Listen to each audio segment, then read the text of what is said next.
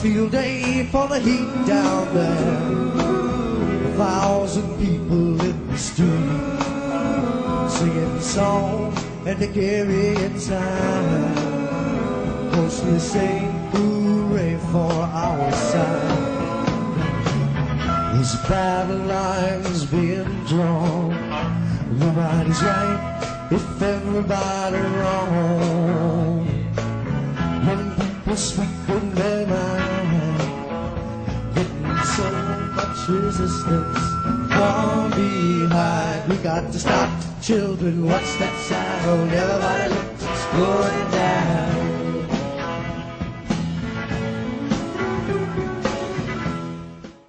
This is Lauren Steiner, and welcome to tonight's edition of The Robust Opposition. With me is my guest, Margaret Kimberly. How you doing, Margaret? I'm doing okay. Glad to have you on. I'm going to read your bio. Margaret Kimberly is an editor and senior columnist at the Black Agenda Report, which publishes news, commentary, and analysis from the Black left. She is author of the book Prejudential, Black America and the Presidents, published in February of 2020. She contributed to the anthology In Defense of Julian Assange.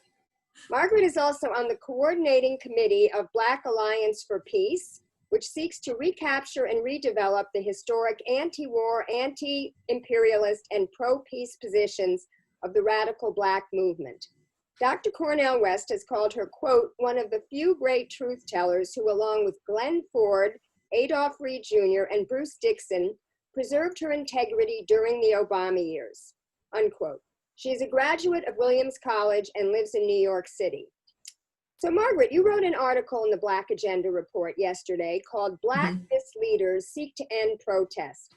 Name some of these misleaders, what they are saying, and why you think they are saying it. Sure. At Black Agenda Report, we refer to the Black political class, the elected officials, the leaders of civil rights organizations, people of prominence who owe their positions to the Democratic donor class. And one particular episode that stands out for me was in Atlanta. The mayor, Keisha Lance Bottoms, gave a press conference. And basically what she told people was to not protest. If she was going to say protest should be peaceful, that would have been fine, except she dismissed the entire process. She used the examples of some people who looted, saying they had disgraced the city, disgraced George Floyd's memory, and even disgraced Ted Turner. Who cares about Ted Turner? But at any rate, it was a classic example of someone who owes her position, who they get these positions as tokens, frankly, alleged representatives of Black people who in fact do not represent our interests. So that was one example that I gave. Then you have people like Mark Morial, former New Orleans mayor, president of the National Urban League, Susan Rice, a former national security advisor, who said the protests were instigated by Russia. And of course, the Russiagate fraud will apparently live on. It's so useful to so many people. Then we had mayors actually using a phrase that originated with the Southern segregationists in the 50s and 60s, talking about outside agitators. The mayor of St. Paul, Carter is his name, a Black man who claimed that everybody arrested was from out of town. They weren't from around here, when just the opposite was true. They were mostly Minnesotans. So we keep hearing about people from outside, as if that matters, frankly. But all of these people are trying to keep the lid on a situation that they frankly can't keep a lid on. People are angry about George Floyd. His murder was preceded, Ahmed Arbery in Georgia, who was killed by vigilantes, also on video. And so people are very angry. There's also desperation, economic desperation, since the COVID-19 pandemic and the quarantines have created more than 30 million newly unemployed people. And the political system has told them they can expect no help. Democrats in Congress went along with Republicans and agreed to a one-time $1,200 payment, some increases in unemployment for some people, if they can access their unemployment at all. And we've just seen the Democratic Party again rig its system and get rid of Sanders, whose reforms were frankly, were reforms, nothing revolutionary, frankly. But people were told, you're not getting any of those things. Those issues are off the table. They will not be discussed. And we are giving you the most right-wing Democrat among those running. So that's what these misleaders uphold. And that is why they must be named and shamed and opposed. You said they're focusing on these outside agitators to take the focus away from the protest. But can you not admit that there are, in fact, people from the alt-right, they call them the Boogaloo Movement, who are trying to co-opt these protests because they want to start a race war, or Antifa, who are coming in to stop the fascists, or organized gangs who are looting, or even ordinary citizens who see, once the stores have been broken into, that they have an opportunity to get free stuff. This is what I have been observing on the ground. But it's clear to me that we can focus on the reason for the protest without denying the existence of this. Well, the question is, what is true? And it's rather murky to me, frankly. I mean, we've seen police as agent provocateurs. Here in New York, and this always happens when there are demonstrations, when there are thousands of people in the streets, there will always be a small group that decides it's a crime of opportunity. This is an opportunity to take stuff. That should not delegitimize the entire effort, however. But as far as the far right, I know there have been white supremacists who attacked the demonstrators. I know that happened in Asbury Park, New Jersey. As far as Antifa, which is not an organization, it's more thought about how to fight fascism. I think it is I think it's exaggerated, frankly. It would be nice if we had better reporting in this country. We would know, we wouldn't have to guess.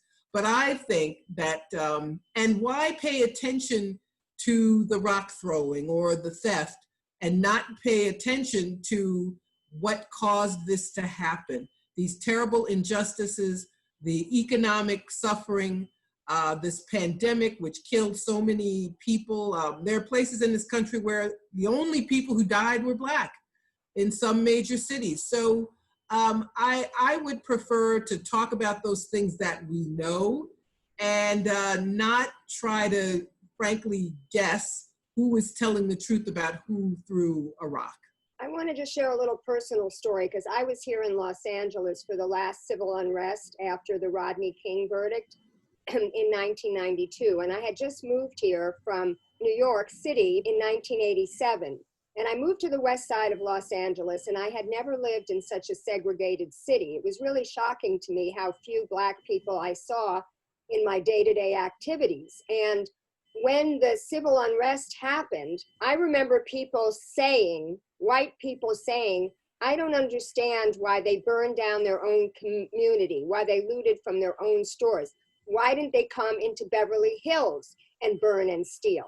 And I had to go like this, oh my God, you don't get it. It's not a matter of this was a criminal action. This was a reaction showing the hopelessness and helplessness that people feel after 30 years since the Watts riots, that nothing has been changed for their community, despite all the promises of the investment that was supposed to come in to the inner city. They were just promises that were not kept. It changed me quite a lot. I mean, it made me realize that I had to physically go and get involved. And I got myself on the communications committee of Rebuild LA. Said, I'm going to go to Continental Cablevision in South Central, when it was still called South Central. And I'm going to produce a series of shows. I called them economic summits on investment in the Black community. Fast forward to 2020. Melina Abdullah, who is the co-founder of Black Lives Matter, was quoted in LAist. We've been very deliberate in saying that the violence and pain and hurt that's experienced on a daily basis by Black folks at the hands of a repressive system should also be visited upon to a degree to those who think that they can just retreat to white affluence. So Margaret, I know I should be asking her this question, and I will do so, but when she says violence, do you think she means the violence that the police inflict on the protesters, or the violence inflicted by the infiltrators or whoever on property? And do you agree with that statement? Because I think it may be working. I've seen what the reaction in Santa Monica, West Hollywood, Beverly Hills has been. People are taking this very seriously. Well, I think of violence as being against people.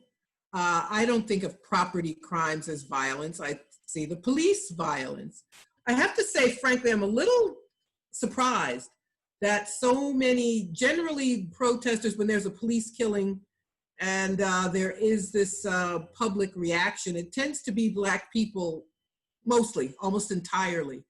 I don't recall a time when white people were so concerned and so many were willing to take to the streets and risk their safety. So I think the argument about violence is shifting, and I think that's a very good thing. It's a very positive development. I think this is the other thing they're afraid of. They're afraid of solidarity. There's starting to be some solidarity between groups, and I think it's an indication of the bigger problems that I have made reference to, and that is what really frightens all of them. Okay, so that led me right to my next question, which is to start by saying that I have been heartened by the mix, the Black, the brown, and the white people that I've been seeing on the streets here in Los Angeles for the past 9 days, as well as the organized peaceful resistance. It looks like the protests, at least the ones that I've been personally following here in Los Angeles, have been very disciplined in their peacefulness and their intentionality to be arrested for violating curfew. CNN's cameras have been trained on these Los Angeles protests for the past 2 nights, and therefore the police have been very gentle in the way they've been lifting up these protesters and turning them around and putting their hands behind their backs, putting on the twist ties, guiding them over to the walls, you know, because they know that the whole world is watching. So a 79-year-old white organizer and filmmaker who I had on my show last night, who is part of the civil rights movement down south and worked with the Black Panthers in Oakland, bemoaned what he sees as the lack of leaders, national organization, and specific demands that he found to be so successful during the civil rights movement. I wanted to know if you had any thoughts on that. I do. I agree with that. It's exciting to see that people are rising up, but if there's no grassroots organizing, and it's been decades, I mean, that individual is absolutely right, since there were effective large-scale grassroots organizations. One of the groups, as you mentioned, I'm affiliated with is Black Alliance for Peace, and we have a campaign, No Compromise, No Retreat. Stop the war on Black African people in the US and abroad. Marrying the concerns of, and there's one more thing, you know, we can't focus, I don't want to say that diminish the importance of what happened to George Floyd, but it is tied to so many other things, larger domestic and international issues.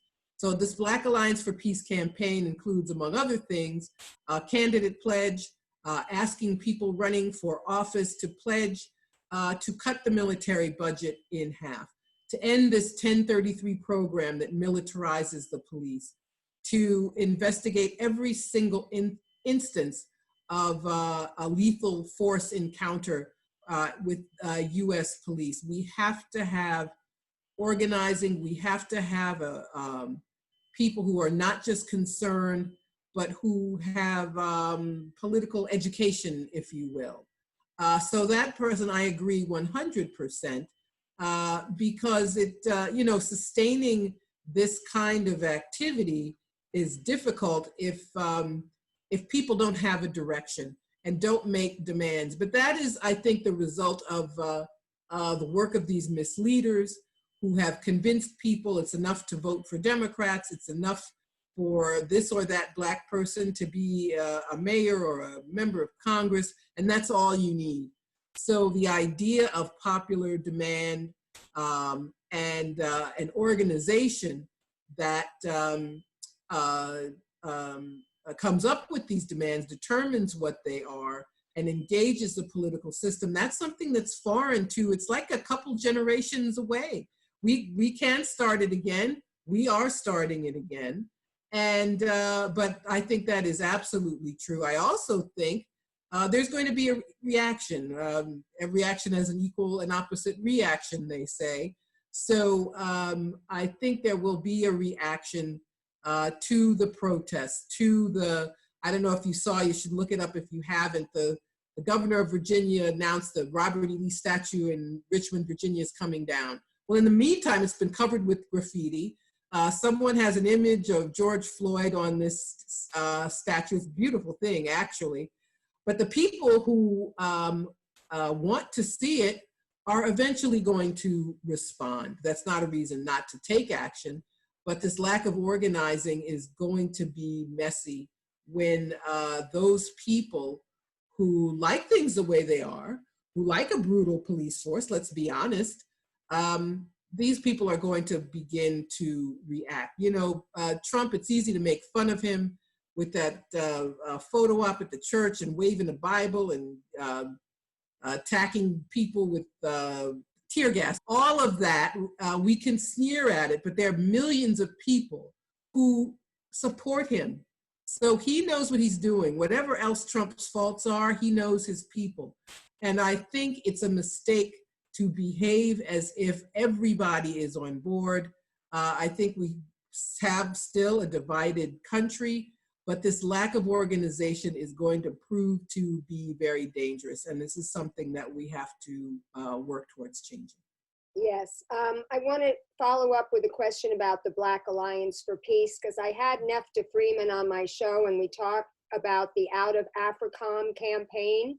Yes. But I want to talk more broadly about why you think this hasn't been part of the Black tradition for the past 30 years. I mean, people speculate that Dr. King was killed because he started speaking out against the Vietnam War. I'm wondering if you think this has anything to do with it, or if it was something else. And how are you trying to bring more mainstream Black organizations into this fold, or are you not trying? Have you given up on them? I'm convinced, and others are convinced. That's why King was assassinated. A year to the day before he was assassinated, he gave his famous speech at Riverside Church denouncing the war in Vietnam. He began to talk about economic inequality, making rather radical demands for that time. So I believe that is why he was killed. And we chose April 4th, that anniversary day, as the founding date of Black Alliance for Peace. So yes, we are among those who say that is true. But that movement was crushed. It was destroyed by COINTELPRO. It was destroyed with co-optation. It was destroyed by putting people in prison. So the movement it's not as though it just died on its own. It was destroyed. It was targeted. And no, we're not interested in bringing in mainstream organizations. I think any organization wants to attract like-minded people. So people who are already on board with the program. So trying to convince other people, and frankly, we're talking about putting them out of business. These quisling elected officials are not going to get elected if we organize people the way we want to. The organizations like National Urban League would not be able to get away with diminishing, first of all, perpetrating the Russiagate fraud, and also diminishing the outrage that has inspired these actions. So no, we don't want them, they don't want us. We don't want to be co-opted. It's a very dangerous thing. The nonprofit industrial complex is very seductive. They give people positions and salaries and all these things that struggling people need. But our goal is to be committed to reviving the radical Black tradition, because that is what has always helped our people. Yeah, you probably read the book, The Revolution Will Not Be Funded. You know, what happens is these organizations get foundation funding, and it limits their mission, and it also limits the tactics they're going to take.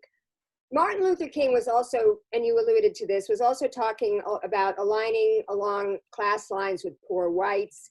He was planning the Poor People's March to Washington. He actually was killed when he went to Memphis to join the sanitation workers who were on strike. And in the film we discussed last night, it talked about how slavery was pretty much invented after the Bacon Rebellion, because prior to that, Blacks and whites were indentured servants and they were working together. And that Bacon Rebellion, they had allied against their oppressors. So they had to make Blacks into slaves and poor whites into overseers so that they would feel better that at least they were not Black. And so I want to ask you, because you've written about the Democratic Party, and I'm always slamming the Democratic Party myself. I exited in 2017. Do you think the Democratic Party uses identity politics to distract Blacks from aligning with whites on class lines? I mean, the Occupy movement was like the Sanders movement, in that it was the 99% against the 1%. And we know that Homeland Security had a conference call with 28 Democratic mayors to break up those Occupy encampments. Mm-hmm. And finally, Steve Bannon told Robert Kuttner, who I also had on my show, the Democrats, the longer they talk about identity politics, I got them. I want them to talk about racism every day. If the left is focused on race and identity, and we go with economic nationalism, we can crush the Democrats. Your thoughts on that? Well, I don't know. I mean, this term identity politics is so messy to me. And whatever else Democrats talk about, they don't do anything. The most basic things, I mean, let's think about it. The most basic things that Democrats used to do, they could be counted on to raise the minimum wage incrementally. It always went up and up a little bit, but now it hasn't gone up for years. And the first 2 years when Obama was in office and Democrats controlled everything, if they wanted to raise the minimum wage, they would have. So the Democrats live on the legacy of FDR, the legacy of the 60s, but they haven't done anything for a very long time. These Democratic presidents get in. What did Bill Clinton do? Welfare, quote unquote, reform, plunging already poor people into poverty, expanding mass incarceration. Joe Biden was one of those who helped pass that crime bill, the deregulation of financial services, which resulted in the crash, which took what little wealth Black people had. The Democrats are, like the Republicans, a party of corporate interests. And we saw it again with Obama. He bailed out the banks. Bush's tax cuts for the rich, which were quote unquote temporary, became permanent. So we've seen what they really do. I don't know what Bannon means by economic nationalism. You know, Trump. I think he means populism. Yeah, well, I don't know what that means, because Trump, when he ran, he talked a good game. He talked about bringing back industrial jobs. He didn't mean it, of course, but he knew it was enough to peel votes away from Hillary Clinton. But the Democrats were so unaccustomed to even going through the motions. Trump was the one who said, I want the Republican Party to be the party of working people. That was supposed to be Hillary Clinton's line. So if he's talking about campaign slogans, I guess he's right. But the reality is that neither party does anything to help working people.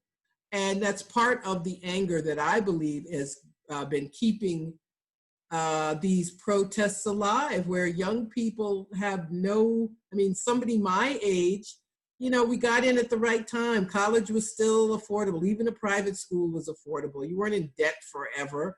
You knew that if you had a degree, of course you'd have a job, a full-time job with a living wage and benefits. Of course you would have that. Now you don't have any of those things, a guarantee of none of it. So I guess if Bannon's talking about campaign slogans, I suppose he's right, but neither party is talking about anything that people really need. And there are people in a very bad way now. The quarantines in the wake of the COVID-19 pandemic have created more than 30 million unemployed people, a one-time payment of $1,200. We're going to see a lot of unrest about a lot of things, and that's why they don't want people protesting. They know it can lead to places they don't want to go. They know it can lead to some kind of solidarity, and that's the last thing they want, because if people will march together over George Floyd, they will march together for a general strike. They will march together for war, against war, and for peace. So they want to, the misleaders of every race are trying to keep the people asleep and divided. Well, I want to talk about the presidential race now, go into that a little bit, because I know from reading you that you agree with my statement that the Democrats would rather lose to Trump than win with Bernie. Yes. And you had said that one of the reasons, and I agree with you on this, is that they would lose their donations from major industries such as Big Pharma. So in my opinion, James Clyburn and Obama were the two individuals most responsible for Bernie's loss. And Obama, aside from when I was reading his first autobiography, when I was kind of enamored with him for his beautiful words, after that, when he started governing, I realized what a corporatist he was. But James Clyburn had a storied history as a civil rights leader, you know, a member of SNCC. And the movie that I saw last night opened up with a very profound quote by him. Yet I come to find out that he is the biggest recipient of Big Pharma money of anyone in the entire Congress. So I wanted to ask you, what is it about political office that turns people into sellouts? And I also want to mention Karen Bass, because she's someone that I've met. In fact, the last time I met with her, she still professes to be a Marxist. And yet, in her town hall in 2017, who does she bring to speak? Malcolm Nance, who is the ex-spook, one of the biggest proponents of Russiagate. Oh my God. So I don't know, and she started out after the civil unrest as organizing, you know, the community coalition.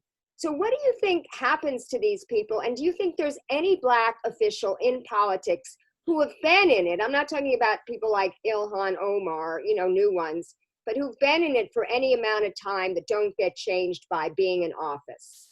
Well, we touched on this issue when we talked about the nonprofit industrial complex. People are bought off. The Congressional Black Caucus was, for many years, it was called the conscience of the Congress. These were the most progressive members of Congress. But all that changed when they were targeted with money. A couple of members, Cynthia McKinney, another member, were targeted for defeat. Everybody got the message. The days when they were going to be left alone to do what they wanted were over. And they could be bought, they could get big campaign money. So they either were bought off willingly or were afraid to speak out. So that's, and it's ambition, you know, and people are ambitious for office. It's always a very dangerous thing because you never know at what point they can be co-opted. So I think that's why we get these people in office. And you know, Clyburn's not unlike many people who made a name for themselves in the days of the liberation movement. But then we had, is it Bobby Seale in Chicago, who's a former Bobby Rush, thank you, who endorsed Mike Bloomberg during Bloomberg's short-lived campaign. So and they are allowed to get away with these things when when the public are disengaged. So we have a need for a combination of organization We need to put them on notice. This is just not acceptable.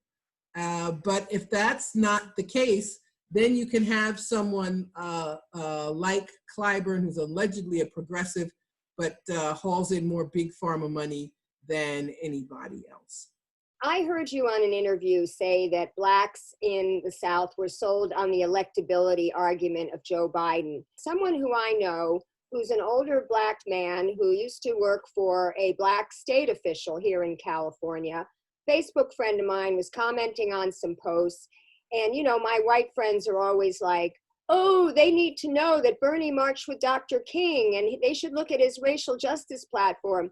And this man basically schooled us by saying, don't think that older Black Americans in South Carolina do not know of Bernie's history, his record, or that they do not know his platform. What he said, and this was so poignant to me, he said, they don't believe that white people would ever elect anyone that would care about us and do anything to make our lives better. They don't think white people are going to elect that person. So that to him was the electability argument. I'm wondering if that resonates with you. It does, but that's because of propaganda. Black voters are very risk averse and will not vote for anyone unless they're convinced that that person will win, meaning get support from white people. It was true of Obama. He did not get large scale support until he won the Iowa caucus, and it was clear he could raise money and get votes from white people. Then Black people supported him. And especially with Trump being in the White House. Black politics, because of the things I've talked about, the destruction of the movement, Black politics now amounts to nothing more than keeping Republicans out of office. So people, if you ask people in South Carolina or anywhere else, do you want Medicare for all? 90% of Black people will say yes. Absolutely, they will. But if they're told Bernie can't win or white people won't vote for him, but this guy is electable, and all you have to do is, I believe 90% of propaganda is just repetition, but this person's more electable, then people will go with the one they're told is more electable, instead of the person who's talking about the things that they want. And I think one of the worst things that happened after 2016 was the Democratic Party's additional furthering corruption and talking about Russia all the time, blaming everyone except themselves for Trump's victory. And these people who in 2016 assured us that Hillary Clinton was going to win and there's no way Trump will win are the same people saying that Biden is more electable. But we've had this diminution where politics shrinks and shrinks and shrinks, and nobody even says, wait a minute, didn't you tell me that Hillary Clinton was more electable in 2016? Didn't you tell me that Trump couldn't possibly become the president? So these same scoundrels who ran this con game 4 years ago and ended up with Trump, who we're told we're supposed to be afraid of, he's an existential threat and whatever, these same people whose corruption put him in office have convinced people again to listen to them. And this is also the result of the lack of organizing that I talked about and this dependence upon these elected officials who are all bought off. So you have people who have been fooled again. And it's very, very sad to see. So yes, that is correct. Now, I know you supported Bernie, as did I. I actually ran LA for Bernie in 2016 and was a delegate for him at the convention. And I didn't organize for him this go around, but I did support him. And I was between disappointed and betrayed by him dropping out halfway through. And I know that he said, you know, he didn't think he could win because with Michigan, you know, that was the big deciding point because he had won by so much last time. And he also said he didn't want to have people going out in a pandemic. I want to know if you think those were the real reasons, and why do you think he didn't attack Joe Biden harder?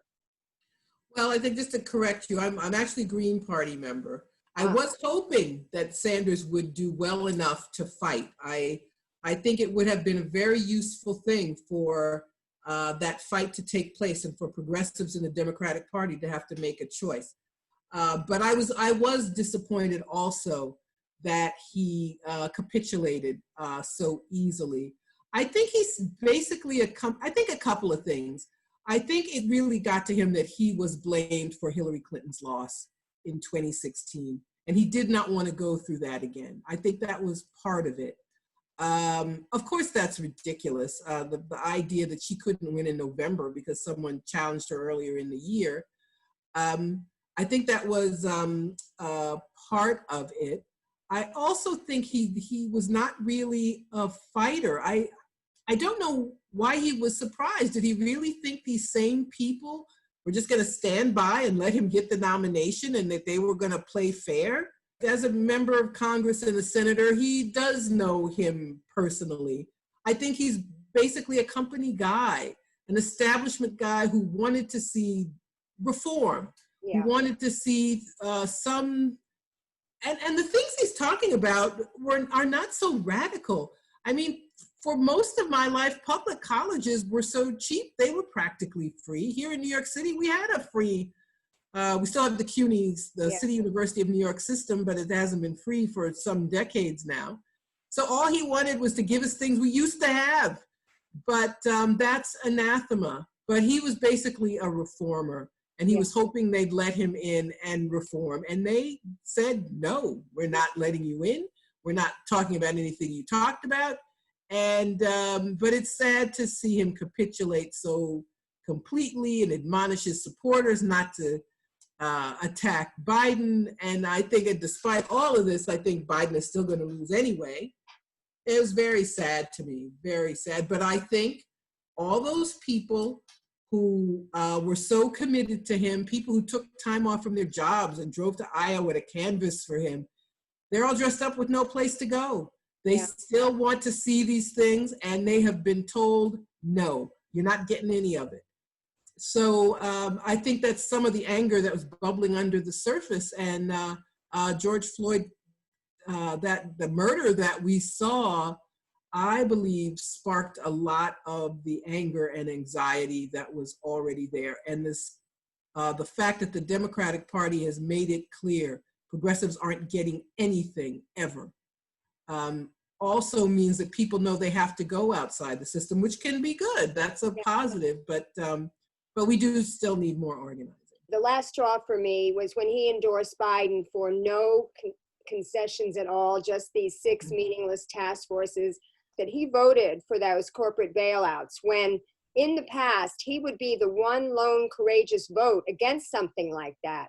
I thought, you know, if I were Bernie, I would have quit the Senate. First of all, I would have voted no on that bailout. I would have quit the Senate, and I would have used my huge infrastructure to lead rent strikes and general strikes. Because in my opinion, the pandemic presented situation not seen in 100 years. We had all these people at home who were free to be organized. We had, you know, unemployment that was going to get to Great Depression, has gotten to Great Depression levels. And Bernie knows full well that, you know, social movements and grassroots are what creates change. It has to come from below. But he could have led that. He's the only one right now who has that infrastructure, and he didn't use it. His vision has become very limited. I think 30 years in the establishment institution that is the Congress really changed him. The Bernie of the 70s and the 80s is not the Bernie that we see today. Switch off of Bernie to talk about Mitch McConnell, who I actually think is a lot more dangerous than Trump, because he has had this resolute plan, which he's been executing now for the last 30 years. And I learned about this when I watched the Frontline documentary called Supreme Revenge, which is about his effort to remake the courts. And the courts was kind of our last bastion of justice in this country. And he has been so resolute in denying Obama's appointees, in getting these Federalist Society approved judges appointed to the lower courts. We have seen how that affects racial justice. The overturning of the Voting Rights Act, which is so egregious. Do you think that people in the country have been too focused on Trump and who is president, rather than looking at what is going on in the states, where so many of these ALEC laws, like the Papers, Please laws, the Stand Your Ground laws, they've been able to, take over these state legislatures and get these Republican governors the emergency manager laws. Well, my question always is, where were the Democrats when this was going on? When one of the arguments against Bernie Sanders was, one of the lies was like, oh, the Democrats will lose a lot of seats if Bernie's the nominee. And I said, but you lost 900 seats when Obama was president. What are you talking about? Democrats spent no money. The Republicans had no opposition when they were drawing these lines. And it's one of the things that led to Trump's victory, for the Republicans to be in control of so many local seats across the country. So the Democrats capitulated completely. They're so busy getting money, and they could raise $1 billion for Hillary Clinton, but then couldn't get 10,000 more votes in Michigan to help her win the state. So you're absolutely right. But the Democrats don't talk about any of this. This is the second election they've lost in 20 years. They lost in the Electoral College. And both times they're lost through voter suppression, mostly suppression and outright vote theft against Black people. I say of the Democrats, they need Black votes, but they wish that they didn't. And they never, ever talk about the things they have done to bring us to this point. And I just think they don't care that much. They want to be in power and cut deals and get things for the people who give them money and be part of the permanent government. So no, they don't care. The Republicans are the ones who have a committed ideology, but we have a far-right party and a center-right party. And the centrist party doesn't care that much. If you look at what has happened, if the Supreme Court is so important, and that's how they get you, it's like, well, whatever else you feel about Biden, you look at the Supreme Court, we got to have a Democratic president, but they don't do anything to make sure that these, as you said, people spend all their time thinking about the presidency, so people think Obama's president, so the Democrats run everything. No, it doesn't mean that at all. So I agree with that assessment, but I think, as I always do, you can blame, I blame the Democrats for everything, including bad weather. You can blame them for this sorry state of affairs.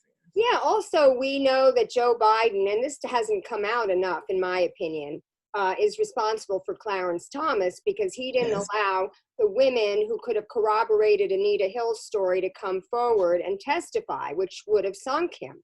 And also, he confirmed Scalia to the lower courts. And a lot of these people have confirmed, the Scalias, the Kavanaughs to these lower courts. They don't care. Biden is one of the most right-wing Democrats. Yeah, I did a show with his biographer, Branko Marcetic, who's a staff writer for Jacobin, and the show went on for 90 minutes because we had to cover 50 years of his career. And except for 72, when he actually kind of campaigned as a progressive, by 78, his platform was already to the right of his Republican opponent. And you will see that in all the times that he's used his bipartisanship, it's been to persuade the Democrats to go to the right-wing position rather than vice versa. So this is what I'm taking issue with my Bernie Sanders supporting progressives who have Trump derangement syndrome, who say, I will vote for a trained monkey over Trump. I will vote, I don't care if he raped Tara Reid. We've got to get this guy out of the White House. And I always have to say, no, Trump is the symptom of the disease, which is 40 years of neoliberalism, and Biden will exacerbate that. And if we have 8 more years of Biden, when the material conditions of people do not change for the better, we're going to have a smarter, more ideological Trump. But everybody's not there yet. I tell people, if you live in a solid blue state, or even in a solid red state, if you live in Texas, vote for who you want. Don't fall for that. But this lesser evilism just gets us more evil. And that's why people are so angry. You're told you have to vote for fill in the blank Democrat. You have no other option. You can hold their feet to the fire later. Do you want somebody who's perfect? And you get welfare reform, deregulation of financial services, wars abroad, jails full of people. I'm trying to figure out what the Republicans can do, the bad trade deals. And they wait for Democrats to come in because Democrats, Bush Sr. couldn't pass NAFTA.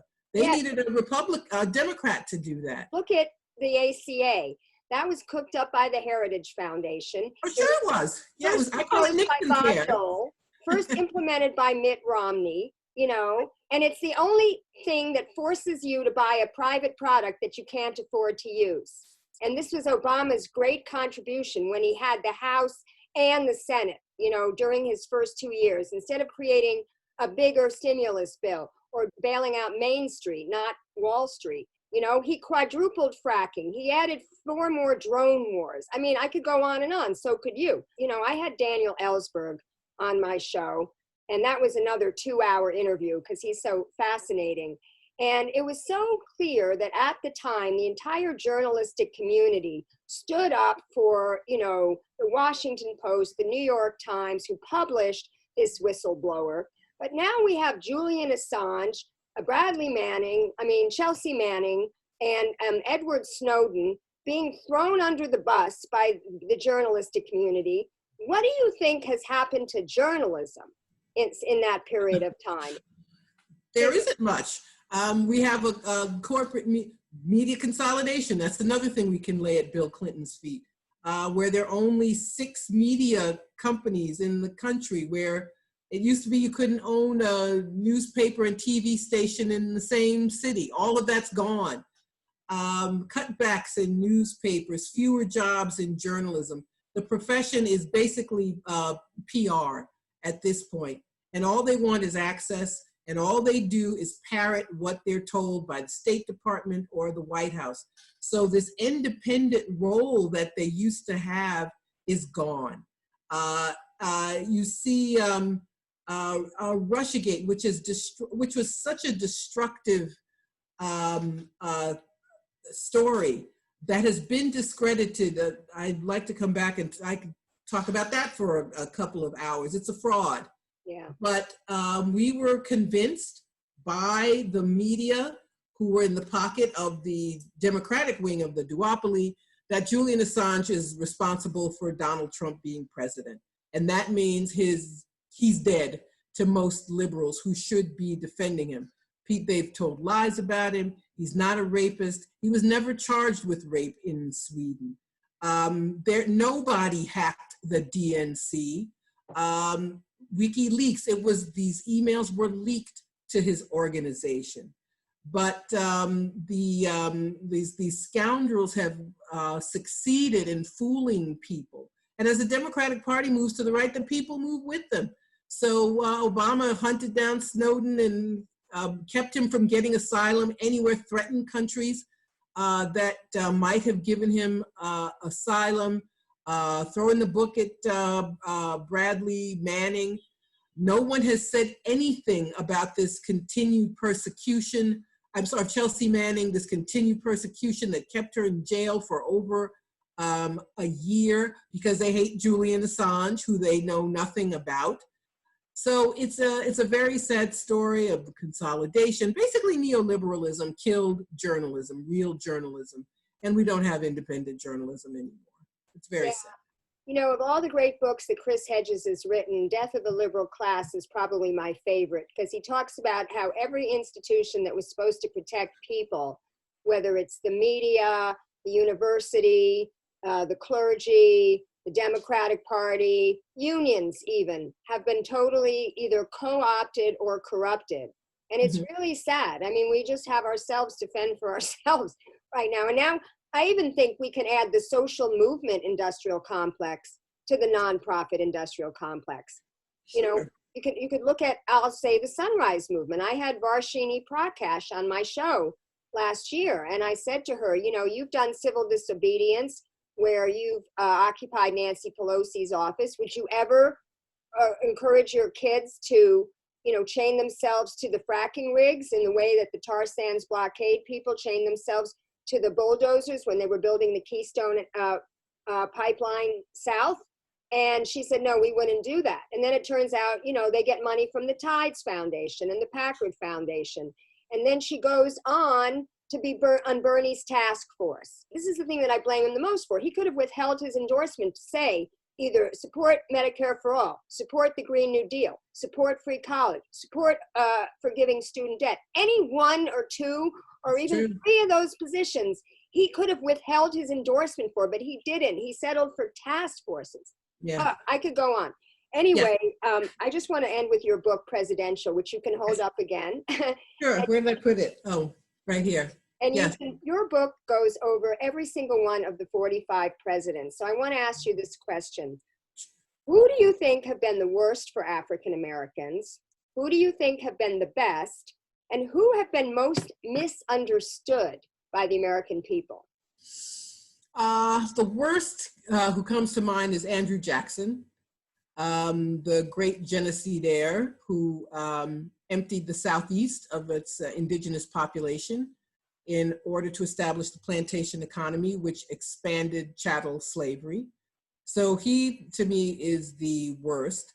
As far as the best, I don't want to say any of them were the best. When having done research for the book, I see that even the ones we were told were so quote unquote good for Black people, like FDR. At the time, the Democrats, lest we forget, were the party of the segregated South. And any appeals made to Roosevelt to stop lynching or anything, he would say, well, but I'll lose Southern support. Even Kennedy in the beginning. That's why he chose Johnson as his running mate. You had to have a Northerner and a Southerner to balance the ticket. So I don't give any of them credit. Misunderstood, I would say, is Lincoln. And in this way, he was not the great liberator. He wanted to keep the Union together. But he never gave up his dream of sending Black people out of the country. These, as they were called, colonization efforts. They actually established a colony briefly in Haiti during the Civil War. He wanted Black people to leave as late as a week before he was assassinated. He was talking about plans to send Black people away. He was talking about compensating the South for millions of dollars and for allowing them to delay the end of slavery until the year 1900. So he is the most misunderstood. He gets way more credit than he ought to. I will leave it at that, and I will ask you to tell people where they can find your writing on, the internet or on Twitter. Sure. blackagendareport.com is where I write my weekly column. I am on Patreon, patreon.com/Margaret Kimberly, and on Twitter, Freedom Ride Blog is my Twitter handle. Very good. Well, I want to thank you so much for being with me today, Margaret. Thank you. Thank you for having me. Stay safe, stay in the streets with masks, and keep fighting.